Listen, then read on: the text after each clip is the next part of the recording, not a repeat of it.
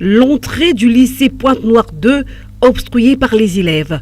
On croirait à un quelconque mouvement, erreur. Ce sont là les mesures disciplinaires mises en exergue par cet établissement public qui sont là suivies à la loupe. Car débutées pendant la rentrée scolaire, elles sont aujourd'hui appliquées avec dextérité. Au portail, deux surveillants, leur rôle, s'assurer du port de l'uniforme scolaire. L'école aujourd'hui a changé. Les élèves se comportent mal, ils ont un accoutrement qui n'est pas décent. Donc ils sont dans les salles de classe avec des téléphones, des écouteurs, donc ça nous fait très mal. De la coiffure adéquate des élèves, chez les filles, insister sur l'absence de maquillage, du vernis à ongles et du port des bijoux extravagants. Chez les garçons, la barbe mal rasée. Une mesure bien appréciée par les élèves.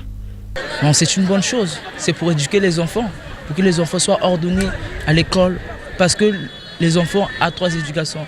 L'éducation de la maison et l'éducation de l'école et l'éducation d'église. Donc l'enfant doit acquérir au moins l'éducation de l'école. Donc ça c'est l'ordre, c'est ça. Même son de cloche chez les professeurs qui n'en pouvaient plus du comportement vestimentaire des élèves.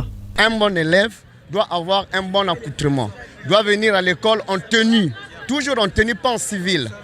Donc c'est ça le règlement, c'est ce que dit le règlement de l'école. Donc pas en jean, mais en tenue bleu kaki. Et bleu pour les filles, kaki pour les garçons. Et c'est tout à fait normal. L'élève doit avoir une tête propre, c'est-à-dire il doit se faire coiffer, la tête doit être propre, la barbe doit être rasée. Voilà, parce qu'on ne doit pas quand même... Sinon, si l'élève a la barbe dans la classe, il serait confondu à quelqu'un de la rue. C'est pas normal. Un élève devrait être un exemple dans la société. Les mesures disciplinaires sont d'une importance capitale à l'école, dans ce sens qu'ils font éviter aux enfants le complexe, le harcèlement sexuel et bien d'autres déviations au milieu scolaire.